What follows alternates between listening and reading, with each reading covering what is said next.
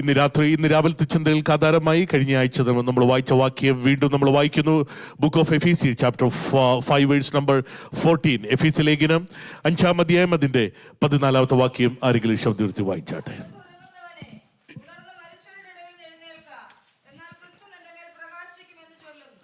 Praise the Lord.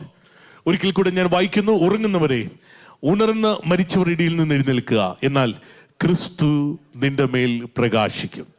For anything that becomes visible is light. Therefore awake, O sleeper, and arise from the dead, and Christ will shine on you.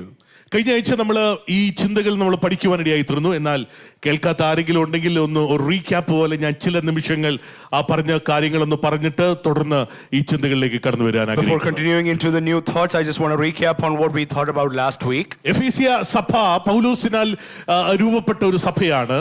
The church in Ephesus was pioneered by Paul. എഫീസ്യ സഭയെക്കുറിച്ച് ഒത്തിരി അനുഗ്രഹിക്കപ്പെട്ട കാര്യങ്ങൾ ഈ പുസ്തകത്തിൽ നമുക്ക് കാണുവാൻ കഴിയുന്നുണ്ട്. We can see a lot of good things that are mentioned in this book of Ephesians. അവിടെ ആ സഭ രൂപപ്പെട്ടത് തന്നെ വലിയ ആത്മശക്തി ആ ദേശത്ത് പൗലോസിലൂടെ വെളിപ്പെട്ടപ്പോഴാണ്. There was a huge manifestation of the power of the Holy Spirit in that city, and that is how this church was birthed. എന്നാൽ ഇപ്പോൾ 10 വർഷം കഴിഞ്ഞപ്പോൾ പൗലോസ് Roman കാരാഗൃഹത്തിലായിരിക്കുകയാണ്. Later, after 10 years, Paul is imprisoned in the prison of Rome. അപ്പോൾ ഈ Roman കാരാഗൃഹത്തിൽ താൻ ആയിരിക്കുമ്പോൾ ഈ സഭയെക്കുറിച്ച് താൻ തിഹിക്കോസിലൂടെ കേൾക്കുവാനിടയായി തീർന്നു. And he heard about a man of God called Tychicus, and he's hearing about this church. അപ്പോൾ തനിക്ക് മനസ്സിലായ ഒരു കാര്യം, ഇപ്പോൾ സഭ 10 വർഷം കഴിഞ്ഞപ്പോൾ ഉറങ്ങുന്ന ഒരു അനുഭവത്തിലേക്ക് മാറി. There he is coming to a realization after 10 long years the church has come to a point there where they are sleeping. ഞാൻ കഴിഞ്ഞ ആഴ്ച പറയുവാനിടയായി തീർന്നു.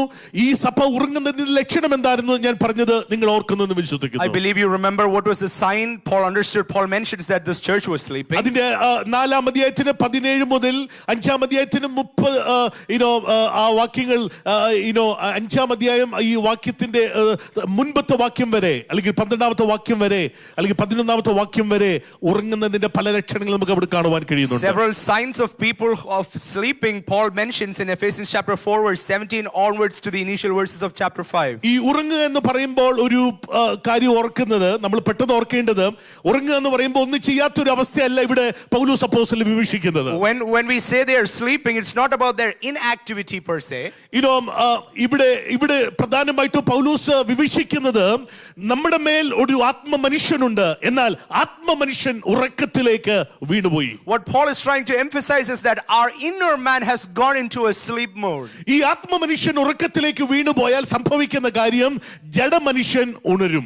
When the inner man goes into sleep, our fleshly man will awake with strength. അതാണ് 2-ാം അധ്യായത്തിൽ നമ്മൾ കഴിഞ്ഞ ആഴ്ച പറഞ്ഞ് നിങ്ങൾ ഓർക്കുന്നുണ്ട്.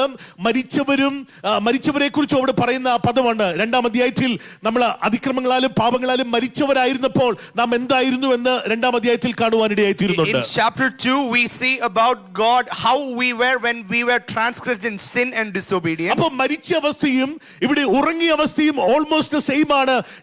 ഞാൻ വായിച്ചതുപോലെ 4-ാം അധ്യായം തൊട്ട് അല്ലെങ്കിൽ 4-ാം അധ്യായത്തിന്റെ ആ വാക്യങ്ങൾ തൊട്ട് നിങ്ങൾ വായിക്കുമ്പോൾ നിഷ്ഫല പ്രവൃത്തി ചെയ്യുന്ന അവസ്ഥകൾ നമുക്ക് കാണുവാൻ കഴിയുകയാണ്. Paul tries to draw a similarity between a dead person and a sleeping person because both of their inner man is asleep. എന്നാൽ പൗലോസ് ഈ സഭയെക്കുറിച്ച് ആഗ്രഹിക്കുന്നത് ഈ സഭ ഉണരണമെന്നുള്ളതാണ്, ആത്മാവിൽ ഉണരണമെന്നുള്ളതാണ്. But Paul's desire is there should be a spiritual awakening within this church. ആത്മാവിൽ ഉണരണമെങ്കിൽ അവർ എന്ത് ചെയ്യണം? അവരുടെ അകത്തെ ആത്മ മനുഷ്യൻ ഉണരണം. What has to happen if there has to be a spiritual awakening? Their inner man must be awakened. അകത്തെ ആത്മ മനുഷ്യൻ ഉണരുന്നതിനെ കുറിച്ചാണ് പൗലോസ് ഒന്നാമത്തെ പ്രാർത്ഥന ഈ സഭയെക്കുറിച്ച് പ്രാർത്ഥിക്കുമ്പോൾ പ്രാർത്ഥിച്ചത്. In chapter 1 he prays a prayer about this church for their spiritual awakening. 2 പ്രാർത്ഥനകളാണ് Ephesus സഭയെക്കുറിച്ച് പ്രാർത്ഥന കാണുന്നത് നമുക്ക് ഇവിടെ. We can see 2 different prayers that Paul prays in this mentioned in this book. ഒന്നാമത്തെ പ്രാർത്ഥന ഇങ്ങനെ പറയുന്നു, നിങ്ങളുടെ ഹൃദയദൃഷ്ടി പ്രകാശിക്കണം. Let your eyes of your heart be enlightened. That is his first prayer. അപ്പോൾ ഒന്നാമത്തെ പ്രാർത്ഥനയിൽ നിങ്ങൾ ഉണരണമെങ്കിൽ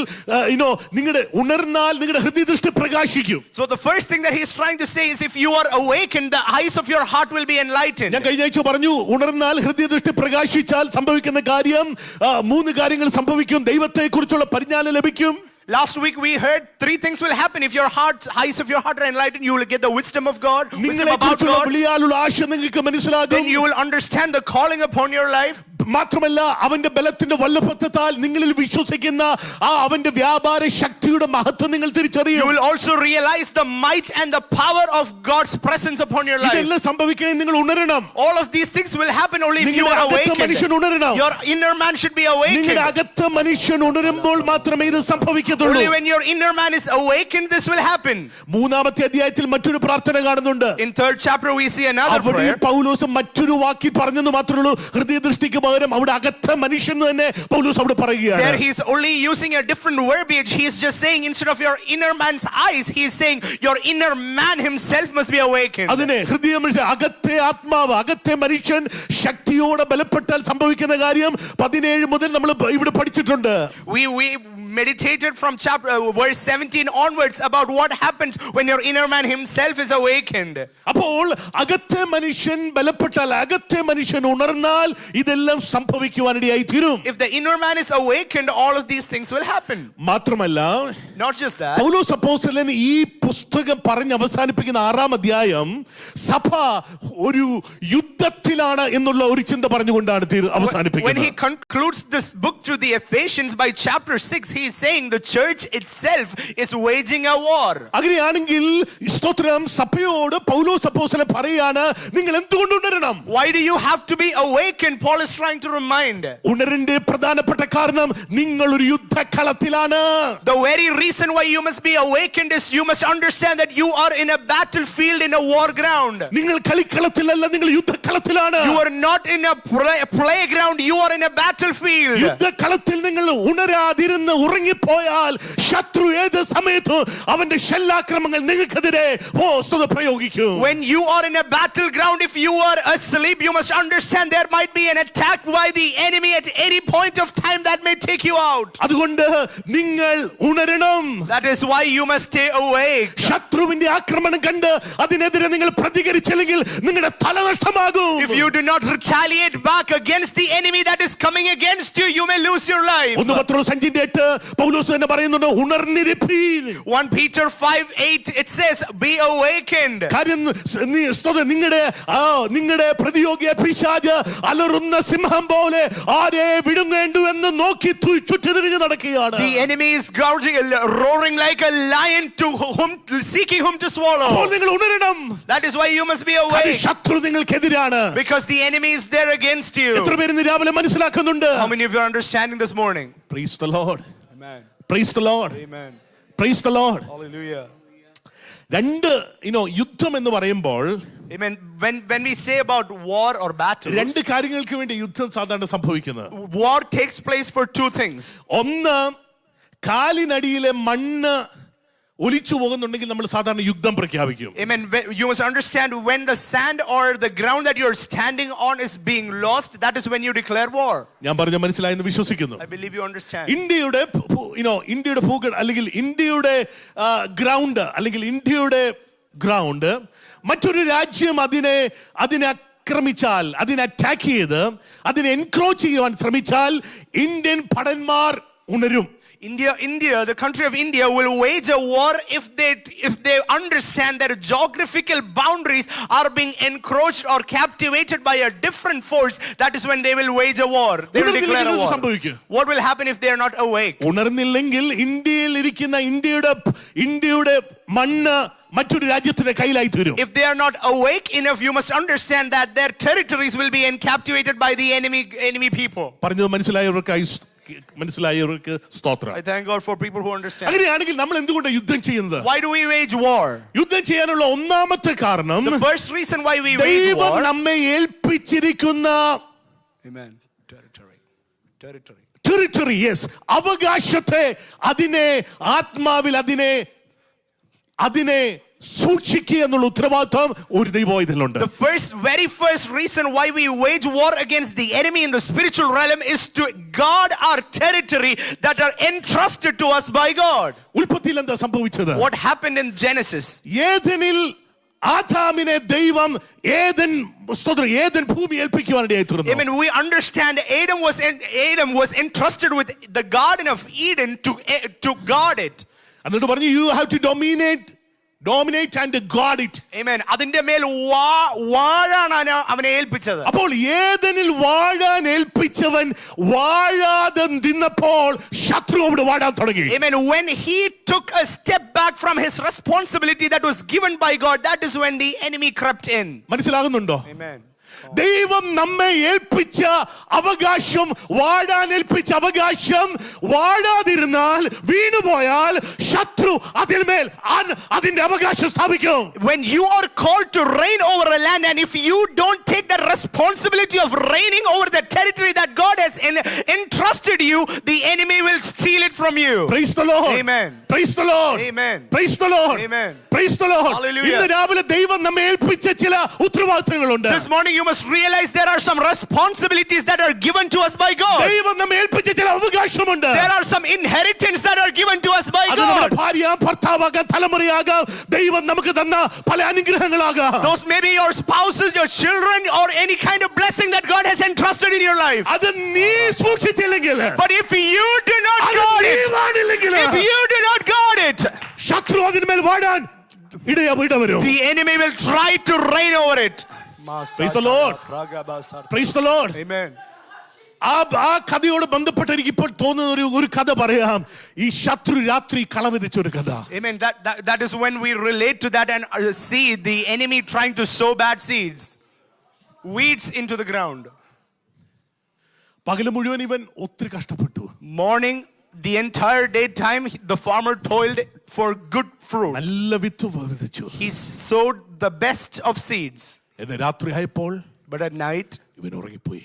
he slept off. സംഭവിച്ച കാര്യം, What happened when he slept off? ശത്രു വന്ന് കള വിതച്ചിട്ട് പോയി. The enemy came and sowed weeds into it. അപ്പോൾ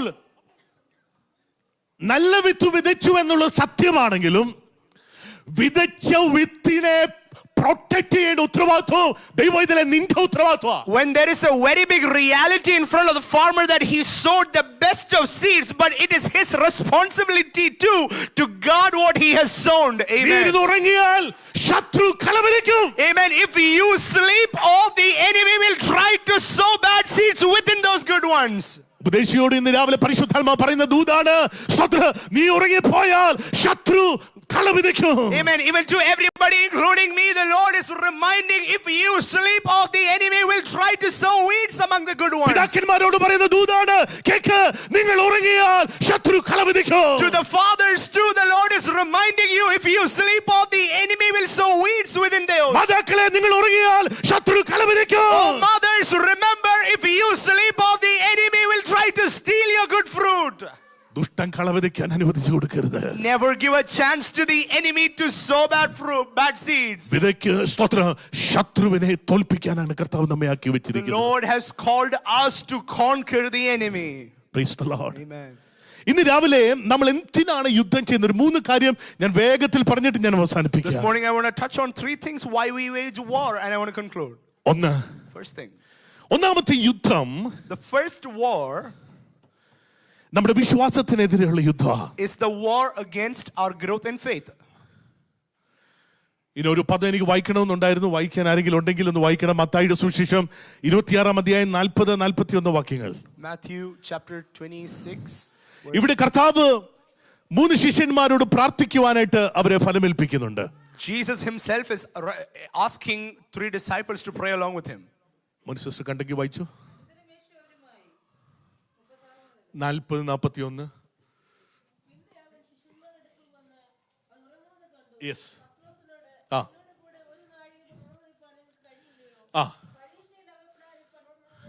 പത്രോസിനോട് കർത്താവ് പറയാണ്, To Peter, Jesus is saying, നീ എന്നോട് കൂടെ ഒരു നാഴിക പോലും ഉണർന്നിരിക്കാൻ നിനക്ക് കഴിഞ്ഞു. could you not watch with me for 1 hour in prayer? എന്തുകൊണ്ടാണ് കർത്താവ് അങ്ങനെ പറഞ്ഞത്? Why was that question arised by Jesus to Peter? കർത്താവിന് ഓൾറെഡി അറിയാം അടുത്ത നിമിഷങ്ങളിൽ പത്രോസിന് സംഭവിക്കുവാൻ പോകുന്ന എന്താന്ന്. Jesus very well knew about the downfall that was going to happen to Peter. ഇവൻ എന്നെ തള്ളി പറയാൻ പോകുകയാണെന്ന് കർത്താവിന് നല്ലോണം അറിയാം. Jesus very well know that Peter is going to betray Jesus. ഇവന്റെ ജീവിതത്തിൽ ഒരു വിശ്വാസ ത്യാഗം സംഭവിക്കുവാൻ പോകുകയാണെന്ന് കർത്താവിന് അറിയാം. Jesus very well knew that he is not going to hold on to his faith. അതുകൊണ്ടാണ് സത്യം പറഞ്ഞ പത്രോസിനോട് കർത്താവ് പറഞ്ഞേ, പ്രാർത്ഥിക്കാൻ. That is why Jesus asked Peter to stay along awake with him and pray. പിശാച് നിന്നെ പതിർ പോലെ പാറ്റിക്കളയുവാൻ എന്നോട് ആലോചന ചോദിച്ചു, പക്ഷെ ഞാൻ അനുവദിച്ചിട്ടില്ല. Amen. I did not give the permission for the enemy to take you out. Jesus says to Peter very clearly. അപ്പൊ നീ സ്തോത്രം, നിന്റെ വിശ്വാസ കപ്പല് തകർത്ത് കളയുവാൻ പിശാച് ആലോചന ചോദിച്ചു നിൽക്കുക. ഇവിടെ There is an enemy force that is always seeking permission to take you out from your faith. നീ ഉറങ്ങിയാൽ What will happen if you sleep? ഈ പരീക്ഷകൾ നിന്നെ തകർത്ത് കളയും. All these temptations will weigh you down. വിശ്വാസ കപ്പൽ എന്ന് ഞാൻ പറഞ്ഞപ്പം ഈ സഭയുടെ അപ്പോഴത്തെ പാസ്റ്റർ ആരാന്ന് ചോദിച്ചാൽ തിമത്തിയോസ് ആണ്. Timotheus is the pastor of the church of Ephesus when we understand the ഈ context. തിമത്തിയോസിനോട് പൗലോസ് പറയുന്നൊരു പദമുണ്ട്. There is a word that Paul says to Timothy. 1 തിമത്തിയോസിന്റെ ലേഖനം 1-ാം അധ്യായത്തിന്റെ 18-ാമത്തെ വാക്യം. 1 Timothy chapter 1 verse 18. ആ ആ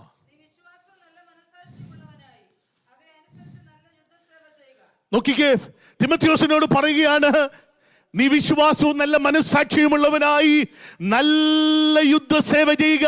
Amen. May you fight well the battles of the Lord, clinging on to your faith in Christ and with a clear conscience. 19-ാമത്തെ വാക്യത്തിൽ പറയുന്നു, ചിലർ നല്ല മനസ്സാക്ഷി തള്ളിക്കളഞ്ഞിട്ട് അവർ വിശ്വാസ കപ്പൽ തകർന്നുപോയി. And in next verse it says, for some people have deliberately violated their conscience, and as a result their faith has been shipwrecked. ഹുമനിയോസും അലക്സാണ്ടറും ഈ കൂട്ടത്തിലുള്ളവരായിരുന്നു. Hymenaeus and Alexander are two examples. അങ്ങനെയാണെങ്കിൽ തിമത്തിയോസേ, സ്തോത്രം, ഈ സഭയുടെ പാസ്റ്ററെ, പൗലോസ് പറയുകയാണ്, നീ നല്ല യുദ്ധസേവ ചെയ്യണം, അല്ലെങ്കിൽ നിന്റെ വിശ്വാസ കപ്പൽ പോലും തകർന്നു പോകാൻ സാധ്യതയുണ്ട്. And Paul is reminding, oh Timothy, oh pastor of the church, you must understand, fight a good fight, the Lord's battle, otherwise your faith will be shipwrecked. Praise the Lord. Amen.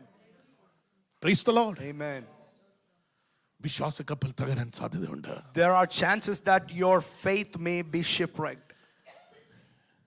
നീ senior pastor ആയിരിക്കാം, You may be the senior most pastor in the church. Bishop ആയിരിക്കാം. You may be a bishop. ഇവൻ പത്രോസ് വലിയ പാസ്റ്ററും 3.5 വർഷം കൂടെ നടന്നവനുമാ. And Peter being one of the best of the disciples and journeyed with Jesus for 3.5 years. എന്നാൽ വിശ്വാസ കപ്പൽ പലരുടെയും തകർന്നു പോയത് എഴുതി വെച്ചിരിക്കുന്ന അലക്സാണ്ടറും ഹുമനിയോസും. And Hymenaeus and Alexander are two examples whose faith were shipwrecked. ഉറങ്ങിയാൽ What happens if you sleep? വിശ്വാസ കപ്പൽ തകരാം. Your faith will be wrecked. Praise the Lord. Amen. Praise the Lord. Amen. മാത്രമല്ല, Not just that. എഫേസ്യ ലേഖനത്തിൽ ഈ ഉറങ്ങുന്നതിനെ കുറിച്ച് പൗലോസ് അപ്പോസ്തലൻ പറയുമ്പോൾ ഒരു പദം അവിടെ നിങ്ങൾ കണ്ടു കാണും. 4-ാമത്തെ അധ്യായത്തിൽ 23-24 വാക്യത്തിൽ അവിടെ പഴയ മനുഷ്യൻ പുതിയ മനുഷ്യൻ എന്നൊരു പദം കാണുന്നുണ്ട്. There are two terms that Paul uses in Ephesians chapter 4 verse 23 and 24 about an old man and a new nature. അപ്പോൾ നിങ്ങളുടെ പുതിയ മനുഷ്യൻ ഉണർത്തപ്പെട്ടില്ലെങ്കിൽ നിങ്ങളുടെ പഴയ മനുഷ്യൻ അവിടെ വിജയമെടുക്കും. If you do not awaken your new nature, new inner man, your old sinful nature or former ways of life will come into power. പഴയ മനുഷ്യന്റെ പേര് ജഡം എന്നാണ്. The old man's name is flesh. എത്ര അഭിഷേകം നിനക്കുണ്ടെങ്കിലും, How much ever anointed you are, നിന്റെ അഭിഷേകത്തിനകത്ത് കിടക്കുന്ന ഒരു പഴയ മനുഷ്യനുണ്ട്, അവന്റെ പേര് ജഡ. amen, there is a fleshly behavior that is covered by that anointing. ആ ജഡം പലപ്പോഴും പുതു മനുഷ്യനെ ജയിക്കാനായിട്ട് നിൽക്കുക. And that flesh is always in continuous fight with your new inner man. അപ്പൊ നീ ഉണരാതിരുന്നാൽ സംഭവിക്കുന്ന കാര്യം എന്ന് ചോദിച്ചാൽ, നിന്റെ അകത്തു നടക്കുന്ന ഇന്റേണൽ ഒരു വാർഫെയർ നടക്കുന്നുണ്ട്. There is an internal warfare that is going on within yourself. If you are still sleeping, what happens is, നിന്റെ അകത്തു നടക്കുന്ന ഇന്റേണൽ വാർഫെയറിൽ നിന്റെ ജഡീയ മനുഷ്യൻ നിന്റെ ആത്മ മനുഷ്യനെ തകർക്കും. in this internal warfare, your fleshly man will take hold of the inner man. ഉണർന്നില്ലെങ്കിൽ, If you do not wake up, നമ്മുടെ ജഡ മനുഷ്യൻ ആത്മ മനുഷ്യനെ തകർക്കും. amen, your fleshly man will destroy the strength of your inner man. ഉണർന്നില്ലെങ്കിൽ, Amen. If you're not awake, ഞാൻ സാധാരണ ഇങ്ങനെ ചിന്തിക്കാറുണ്ട്, നമ്മുടെ കാര്യം കൂടെ പറയുന്നത്. sometimes I think it's about ഒരു us. ദിവസത്തെ പ്രാർത്ഥന മിസ് ചെയ്താൽ, If we miss a day's prayer, രണ്ടാമത്തെ ദിവസം നമുക്ക് പ്രാർത്ഥനയുടെ ബോധം കൂടുവല്ല, ഉള്ള ബർഡൻ നഷ്ടപ്പെടുക. Amen. It is when you miss one day, the second day you will not think, oh my God, I did not pray, and the burden increases. The burden that you had itself will go. ഒരു ദിവസത്തെ കൂട്ടായ്മ miss ചെയ്താൽ, If you miss one day's fellowship, പിറ്റേ ദിവസം അയ്യോ ഇന്നലെ miss ചെയ്തല്ലോ എന്ന് ഓർത്ത് പിറ്റേ ദിവസം വെളുപ്പാങ്കാലത്ത് എന്നേക്കല്ല ഇന്നും കൂടെ കിടന്നുറങ്ങാമെന്നാ ഓർക്കുന്നത്. amen. We do not wake up with the burden that, oh my God, I missed last day, let me cover it up, and we don't wake up early, but we will sleep more thinking it's casual. Because there is a warfare going on Because there is inside of you. അകത്തെ മനുഷ്യനുമായി ഒരു യുദ്ധം നടന്നുകൊണ്ടിരിക്കുകയാണ്. ലോകത്തിൽ ആരും അറിയുന്നില്ലെങ്കിൽ ഉപദേശി, നിന്റെ അകത്തൊരു യുദ്ധം നടന്നുകൊണ്ടിരിക്കുക. Amen. Even though people around you do not realize that, oh pastor, you must understand there is a fight that is going on within you. ലോകത്തിന് മുൻപിൽ നിനക്ക് മിടുക്കൻ ചമഞ്ഞു നിൽക്കാം. Amen. You may be the best of yourself around പക്ഷേ people നിന്റെ around അകത്ത് you. നടക്കുന്ന ആന്തരിക യുദ്ധത്തിൽ നീ ജയിക്കുന്നുണ്ടോ? But are you victorious in the internal war that is going inside of you? Come on. Amen. ഉറങ്ങിപ്പോയാൽ What happens if you sleep? ആന്തരിക യുദ്ധങ്ങളിൽ നാം തോൽക്കപ്പെടുകയാണ്. This internal inner wars are being lost. ശിംശോൻ എന്ന് പറയുന്ന അഭിഷിക്തൻ, A man named Samson. ഇത്രമാത്രം അഭിഷേകം കൈകാര്യം ചെയ്ത ഒരു വ്യക്തി ബൈബിളിലില്ല. Amen. There is no other man mentioned in the Bible that carried the anointing like that man. അവന്റെ മേൽ അഭിഷേകം വരുമ്പോൾ When the anointing സംഭവിക്കുന്ന came കാര്യം upon ഞാൻ പറയേണ്ട കാര്യമില്ല, നിനക്കറിയാം. I don't have to go through things that he would do or the extent of anointing that came upon that man. എന്നാൽ ആ വ്യക്തി ഒരു ദലീലയുടെ മടിയിൽ ദുഷ്ടൻ അവനെ ഉറക്കി കളഞ്ഞു. But that anointed man went into sleep on the lap of a lady named Delilah. നീ എത്ര അഭിഷിക്തനാണെങ്കിലും, How much ever big of a anointed man you are, ഓർക്കുക, remember, ദലീലമാർ ചുറ്റിനുമുണ്ട്. there are Delilahs trying to lure you, നിന്നെ ഉറക്കി കളയുവാൻ, trying to put you to sleep, നിന്റെ അഭിഷേകത്തെ എടുത്തു കളയുവാൻ, to steal your anointing, നിന്റെ കണ്ണ് കുത്തി പൊട്ടിക്കുവാൻ, to pluck out your eyes, നിന്റെ അധികാരത്തെ നഷ്ടപ്പെടുത്തി, to take hold of your authority, നീ ഒരു കാഴ്ച വസ്തുവാക്കി നിന്നെ തീർക്കാൻ, Just- നീ ഒരു പരിഹാസ വിഷയമായി നിന്നെ തീർക്കാൻ ദുഷ്ടൻ വാത് കിട്ടുന്നുണ്ട്. The enemy is trying all of its best to make you a vessel of mockery in front of people. അതുകൊണ്ട് ശിംശോനെ, That's why Samson, അതുകൊണ്ട് അഭിഷിക്ത, oh anointed man, നീ ഉറങ്ങരുത്, do not sleep. ഉറങ്ങരുത്, Do not let your inner man into sleep. ഉറങ്ങരുത്. Man, ഉറങ്ങിയത് കൊണ്ട് എന്ത് സംഭവിച്ചു? what happens when you sleep? നിയോഗങ്ങൾ നഷ്ടപ്പെട്ടു. You lost your appointments, your divine appointments. ഇന്ന് രാവിലെ എന്നെ കേൾക്കുന്ന ദൈവത്തിലെ കർത്താവിന് നിങ്ങളെ കുറിച്ചൊരു നിയോഗമുണ്ട്. This morning, remember, everybody who is listening to me, there is a divine appointment over your life. ആ നിയോഗം ഇവിടെ ഇരിക്കുന്ന മറ്റാർക്കും ചെയ്തു തീർക്കാൻ പറ്റത്തില്ല, നിങ്ങൾക്ക് മാത്രമേ പറ്റത്തുള്ളൂ. Those appointments and assignments can only be completed by you and you alone. Nobody else can. ഏലിയാവിന്റെ ജീവിതത്തിൽ ദൈവം ഒരു നിയോഗം അവന് കൊടുത്തു. There was an assignment that was given to Elijah. Aram രാജ്യത്തിന്റെ രാജാവായിട്ട് സ്തോത്രം ഹസായേലിനെ അഭിഷേകം ചെയ്യണം. There was an assignment that you must anoint Hazael the king over Aram. Israel രാജ്യത്തിന്റെ രാജാവായിട്ട് യേഹൂവിനെ അഭിഷേകം ചെയ്യണം. Anoint Jehu as the king of Israel. നിനക്ക് പകരമായിട്ട് ഒരു ഏലീശയെ അഭിഷേകം ചെയ്യണം. Amen. Instead of you must anointing Elisha. അത് കഴിഞ്ഞിട്ട് നിന്നെ കുറിച്ച് ഭയങ്കര മഹത്വകരമായ അടുത്ത പ്ലാനുകളുണ്ട് എനിക്ക്. And there are greater glorious plans for the Lord regarding എനിക്ക് your life. ഇന്നലെ രാത്രി നിങ്ങൾ ഇവിടെ ഉണ്ടായിരുന്നെങ്കിൽ അറിയാം, തമിഴ് സർവീസിന് പാസ്റ്റർ ഡേവിഡ് ഈ ചിന്തകളുമായിട്ട് പങ്കുവെക്കുവാനിടയായി തീർന്നു. Pastor David also related to these pastor thoughts David last night. Richardson. Praise the Lord. Amen. എന്നാൽ നിയോഗം നിന്റെ മേലുള്ളപ്പം തന്നെ Even at the same time when you have the appointment and the assignment of God over your life, നിന്നെ മരുഭൂമിയുടെ ചൂരച്ചെടിയിൽ ഉറക്കാൻ ഒരു ഇസബേലിന്റെ വ്യാപാരം നിനക്ക് നേരെ പ്രവർത്തിച്ചുകൊണ്ടിരിക്കുക. there is an Isabelic power trying to put you into sleep under the bush. നിന്റെ മേൽ നിയോഗം ഉണ്ടെന്ന് ഓർത്ത് ഇസബേൽ അടങ്ങിയിരിക്കുന്നില്ല അവിടെ. The enemy force like Isabel is not staying idle thinking about your anointing and the നീ appointment over your അഭിഷിക്തനാന്ന് life. ഓർത്ത് ശത്രു അടങ്ങിയിരിക്കുന്നില്ല. The enemy and its force is not staying idle. നിന്റെ മേലുള്ള അഭിഷേകത്തെ ചോർത്തിക്കളഞ്ഞ് നിന്റെ നിയോഗത്തെ ഇല്ലായ്മ ചെന്ന് നിന്നെ ചൂരച്ചൊടിയുടെ ചുവട്ടിൽ ഉറക്കി മയക്കി മരിപ്പിക്കുവാൻ ദുഷ്ട നിർത്താൻ വാതുകെട്ടിക്കൊണ്ടിരിക്കുക. To lead you to death, to wear you down, to weigh you down. The enemy is trying all of its tricks to put you down and drain your anointing. നിന്നെ കുറിച്ചുള്ള നിയോഗം അഗ്നിരഥങ്ങളും അഗ്നി അശ്വങ്ങളും നിന്നെ സ്വർഗത്തിലോട്ട് മരിക്കാതെ എടുക്കണമെന്നുള്ളതാ. The divine appointment about your life is that you must be taken gloriously with glorious chariots into heaven and not die. പക്ഷെ നിന്നെ കുറിച്ചുള്ള ശത്രുവിന്റെ പ്ലാൻ എന്ന് ചോദിച്ചാൽ മരുഭൂമിയുടെ ചൂരച്ചെടുവിൽ നിന്നെ കൊല്ലണമെന്നുള്ള. But the plan of the very enemy is to put you into sleep or may kill you in the deserted land. ഇന്നലെ രാത്രി കർത്തദാസൻ പറഞ്ഞു, Last night we heard from pastor. അവന്റെ മേൽ അടുത്ത ഒരു ഡബിൾ സ്പർശനം. There was The second another touch. double second touch. ദൂതൻ ഒന്ന് തട്ടി ബിലാപ്പുറത്ത്. There was one touch of the angel. he was not ready to get up. അവൻ എഴുന്നേൽക്കാൻ തയ്യാറായില്ല. എന്നാൽ രണ്ടാമത് മറ്റൊരു സ്പർശനം. But there was a second touch again. ഇടയ്ക്കിടയ്ക്ക് പരിശുദ്ധാത്മാവ് എന്തിനാ ഈ സ്പർശനം തരുന്നത് ചോദിച്ചാൽ നിന്റെ നിയോഗത്തെ നിന്നെ വീണ്ടും ഒരിക്കൽ കൂടെ ഓർപ്പിക്കുക. Oh, why does the Holy Spirit come with a second touch over and over again in your life? He's reminding the assignment over your life to you.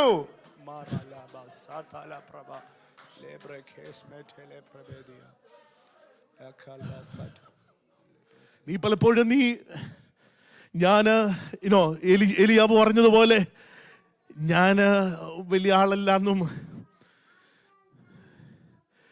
എൻ്റെ മേല് വലിയ കാര്യമൊന്നും ഇനി ചെയ്യാനില്ലെന്നൊക്കെ നമ്മൾ പലപ്പോഴും പറഞ്ഞ് നമ്മൾ ഇൻഫീരിയോറിറ്റി കോംപ്ലക്സിലൊക്കെ കിടന്നുറങ്ങാൻ ശ്രമിക്കുന്നുണ്ട്. There were several times when we ourselves have led us into an inferior complex place saying, I'm not capable of anything, I cannot do, just like how Elijah gave up there. എന്നാൽ നീ ആരാന്ന് അറിഞ്ഞിട്ടാ നിന്നെ ഈ പണിക്ക് ദൈവം വിളിച്ചത്. Amen. But God clearly knew who you were and before giving you that responsibility. ഇവിടെ ഇന്ന് രാവിലെ നിന്നെ ഇരുത്തിയിരിക്കുന്ന നീ ആരാന്നുള്ള ബോധ്യം ദൈവത്തിലുള്ളത് കൊണ്ട് തന്നെയാ. God has a clear reality on who you are and what you are capable of. That is why you are seated in this room. ഇസബേലിന്റെ മുൻപിൽ നീ ക്ഷീണിക്കുമെന്ന് ദൈവത്തിനറിയാം. God really very well knew that you will be weighed down by the threat of Jezebel. എന്നാൽ ഇസബേലിന്റെ വാക്കിനും നീ ക്ഷീണിച്ച് മരിക്കാനല്ല നിന്നെ കുറിച്ചുള്ള എന്റെ പദ്ധതി. My plan about you is not that you are led to death because of the threat of a woman. അതുകൊണ്ട് ദൂതൻ അവനെ വീണ്ടും തട്ടി വിലാപ്പുറത്ത്. There was again a second touch by the angel again. പരിശുദ്ധാത്മാവ് ഇന്ന് രാവിലെയും ചിറമേൽ ഒരു അടുത്തൊരു തട്ടൽ, അടുത്തൊരു സ്പർശനം ഇന്ന് രാവിലെയും പരിശുദ്ധാത്മാവ് ഈ മെസ്സേജിൽ കൂടെ നൽകിക്കൊണ്ടിരിക്കുകയാണ്. There is a second touch of the Holy Spirit that several of you are experiencing right now. Praise the Lord. Amen. Praise the Lord. Amen. Praise the Lord. Amen. സ്തോത്രം. സ്തോത്രം. നിയോഗത്തിനെതിരെ എല്ലാ കാലഘട്ടത്തിലും അന്ധകാര ശക്തിയുടെ യുദ്ധമുണ്ട്. There was always a fight of the enemy against your divine appointments and assignments. ഇതേ സമയത്ത് ഞാൻ മറ്റൊരു വ്യക്തിയെ കുറിച്ച് ഓർത്തു. And at the same time I was reminded of another person. അത് മറ്റാരുമല്ല, യോനയാ. It is about Jonah. മോനിസസ് 1-ാം അധ്യായത്തിന്റെ 1-ാമത്തെ വാക്യം 1-2 വാക്യങ്ങൾ ഒന്ന് വായിച്ചാൽ അത് സന്തോഷമായിരിക്കും. Jonah 1:1. യോന എന്ന് പറയുന്ന ഈ നല്ല പ്രവാചകൻ, This good prophet named Jonah, യോനയോട് ദൈവം പറഞ്ഞു, നിനവിയിൽ ഞാൻ വലിയ ഒരു ജഡ്ജ്മെന്റ് അയക്കാൻ പോകുകയാണ്. ന്യായവിധി. 3-ാമത്തെ വാക്യല്ലേ? 3-ാമത്തെ വായിച്ചു. verse 3.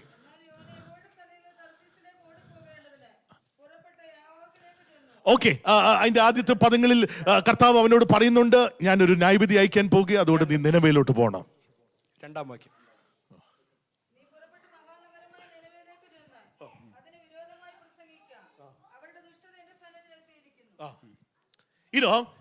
നിങ്ങൾ ഇനി എന്നെ ഒന്ന് കേട്ടാട്ടെ. യോനയ്ക്ക് ദൈവം ഒരു നിയോഗം കൊടുക്കുക. There is an appointment or an assignment that Lord gives to Jonah. എന്താ യോനയുടെ ഇപ്പോഴത്തെ നിയോഗം? What is his assignment? എന്താ മോനെ? നീ നിനവയ്ക്ക് പോണം. Go to Nineveh. നീ ഇസ്രായേലിലെ പ്രവാചകനാ, You are പക്ഷെ നീ നിനവയ്ക്ക് പോണം. but you need to go to നീ Nineveh. നിനവയിൽ പോയി പ്രസംഗിക്കണം. You need to നീ announce നിനവയിൽ പോയി ദൈവിക ന്യായവിധി പറയണം. You must preach about my അവരെ judgment. മാനസാന്തരപ്പെടുത്താതിരിക്കുന്നത് എന്റെ ഉത്തരവാദിത്തം. പക്ഷേ നിനക്ക് ഞാനൊരു കമ്മീഷൻ നൽകുന്നു. Even their salvation or they getting saved or not is not the matter, but your assignment is to go announce my judgment against those people. പക്ഷെ യോന എന്താ ചെയ്തത് ഇവിടെ? But what did Jonah do? ഇവൻ ഭയങ്കര complex ഉള്ളവനാ. I mean, he is a person of a lot of complex. അതുകൊണ്ട് നിനവേ എന്ന് പറഞ്ഞ ജാതികളുടെ ഒരു സ്ഥിതിയാ. നിനവേലോട്ട് ഇവന് പോകാൻ പ്ലാൻ ഇല്ല. He doesn't want to go to Nineveh. ഇവൻ പൈസ മുടക്കി ഇവൻ തർശീശിന് വണ്ടി പിടിച്ചോനാ. He is spending his own money to go to Tarshish. കള്ളവണ്ടിയല്ല, വണ്ടി പൈസ കൊടുത്ത് വണ്ടിയിൽ കയറി. He went into that land. He bought a ticket and went on board. പറഞ്ഞ മനസ്സിലായോ? Amen. നിയോഗം തലയ്ക്ക് മുകളിൽ കിടക്കുക. There is an assignment over his head. പക്ഷേ ചെയ്യാൻ താല്പര്യമില്ല. But he doesn't want to accomplish it. He doesn't want to obey to it. ഇവൻ തർശീശിലോട്ട് പോയിക്കൊണ്ടിരിക്കുക. He is traveling to Tarshish. നിയോഗത്തിനെതിരെ ഇവൻ പോയിക്കൊണ്ടിരിക്കുക. He is traveling against his assignment. നിയോഗത്തിനെതിരെ ഇവൻ യുദ്ധം ചെയ്തുകൊണ്ടിരിക്കുക. He is trying to fight a war against his assignment. അടുത്തൊരു കാര്യം പറയാം, കേട്ടോണേ. The next thing. നിയോഗം ഒരുവന്റെ മേൽ നഷ്ടപ്പെട്ടാൽ, Amen. If you lose your assignment, ഏറ്റവും വലിയ ലക്ഷണം എന്താണെന്നറിയോ? the first sign of that is ഉറക്കം. the first thing is sleep. Amen. ആരെങ്കിലും കൂടുതൽ ഉറങ്ങുന്നുണ്ടോ? Are there people who sleep a lot? Reason പറയാ. Amen. Let me tell you the reason. You don't have no assignment. Amen. You lost your assignment somewhere along the രാവിലെ line. കടന്ന് 10 മണി full time ഉറക്കുവാണെങ്കിൽ നിങ്ങൾക്ക് അന്നത്തെ ദിവസം ചെയ്യാൻ ഒരു അസൈൻമെന്റും ഇല്ലെന്ന് അർത്ഥം. Amen. If you are sleeping all day long, you must understand that there is no assignment over your life that you need to accomplish. ഉറങ്ങുന്നത് that. നല്ല കേട്ടോ, It is good to sleep. പക്ഷേ 8 മണിക്കൂർ കൂടുതലൊന്നും ഉറങ്ങിക്കളയരുത്. Don't sleep over 8 hours. ഉറങ്ങിയാലുള്ള കുഴപ്പം, This is the problem of sleeping over 8 hours. ഉറക്കം നമ്മളെ കൊണ്ട് പോകും. Amen. Sleep will take you. അത് എന്നോടും കൂടിയാ പറയുന്നത് കർത്താവ്. It is even to me. ഇടയ്ക്ക് ഞാൻ ഉറങ്ങാറുണ്ട്, I sleep sometimes. ഉറങ്ങാത്ത രാത്രികളും ഉണ്ട്. There are times when I അപ്പൊ never go to sleep. അതിനെ നമ്മളെ ഉണ്ടല്ലോ ഇടയ്ക്ക് നമ്മളതിനെ ഒന്ന് മാച്ചപ്പ് ചെയ്യാനായിട്ട് ഇടയ്ക്കൊന്ന് ഉറങ്ങും. To cover it up, we take some time. അപ്പൊ നിങ്ങൾ വിളിച്ചാൽ ഞാൻ ഫോൺ എടുക്കാത്തത് കൊണ്ട് ക്ഷമിക്കണം. That is ഇന്നലെ the ആരോ time- എന്നെ വിളിച്ചായിരുന്നു ഇങ്ങനെ. That is when somebody called me yesterday and I couldn't attend the phone. I'm sorry. നിയോഗം നഷ്ടപ്പെട്ടാൽ ഉറക്കം വരും. If you lose your assignment, you will be sleepy. ഒരു നിയോഗം കയ്യിലുള്ളവന് ഉറങ്ങാൻ സമയമില്ല. But a person who is handling his appointment with seriousness, he doesn't have time to sleep. അവൻ നിയോഗവുമായിട്ട് ഓടിക്കൊണ്ടിരിക്കുക. He is running his race with his appointment. നിയോഗമായിട്ട് ഓടിക്കൊണ്ടിരിക്കുക. He is running his race to accomplish his appointment. ഇപ്പം സ്തോത്രം, ആരോടൊക്കെയോ ഞാൻ ഇന്ന് രാവിലെ ആത്മാവിൽ പറയാം, പ്രായമായെന്നൊന്നും ഓർത്ത് ആരും വിഷമിക്കേണ്ട. ജോസഫെങ്കിൽ കാലേബ് 80-ാം വയസ്സിലാ ഹെബ്രോൻ മല പിടിച്ചടക്കിയത്. I am talking to some older people in this house too. Caleb took hold of his promise at the age of 80. നിയോഗമൊന്നും അവസാനിച്ചിട്ടില്ല. The assignments and appointments have not come to an ഇവിടെ end. ഉണ്ട് ഒത്തിരി Telugu families. Even today there are Telugu families ആ here. ഹൈദരാബാദിൽ മാത്രമല്ല, ഇവിടെ ഉണ്ട്, തുൾസയിലും. There are Telugu families even here. നിയോഗം ഉണ്ടോ? Amen. Do you have the assignment? നിനക്ക് ഉറങ്ങാൻ സമയമില്ല. You don't have time to sleep. നിയോഗം ഉണ്ടോ? Amen. Do you have the ഉറങ്ങാൻ assignment? സമയമില്ല. You don't have time to sleep. എന്നാൽ നിയോഗം നഷ്ടപ്പെട്ട് നീ ഉറങ്ങിയാൽ, Amen. If you lose your assignment and you go into sleep, ഇതൊന്നും അറിയാത്തവൻ നിന്നെ കപ്പലിൽ നിന്ന് വഴിച്ചു താഴെയിടും. amen, the person who is not aware of any of these things will toss you into the sea. ചില സമയത്ത് വെള്ളത്തിൽ കിടന്ന് ഇങ്ങനെ ആ വാക്ക് എനിക്ക് ഇഷ്ടപ്പെട്ടു, ഇങ്ങനെ ടോസ് ആകുന്ന ഒരു അനുഭവം ഇങ്ങനെ വെള്ളത്തിൽ. There are some times when you are in the water tossing up and down. എന്താന്ന് ഓർത്തിട്ടില്ല. Have we thought, why is this happening? ആത്മാവ് ആരോട് ദൂത് പറഞ്ഞു, ഞാൻ ഇതൊന്നും പറയാൻ ആഗ്രഹിച്ചതല്ല.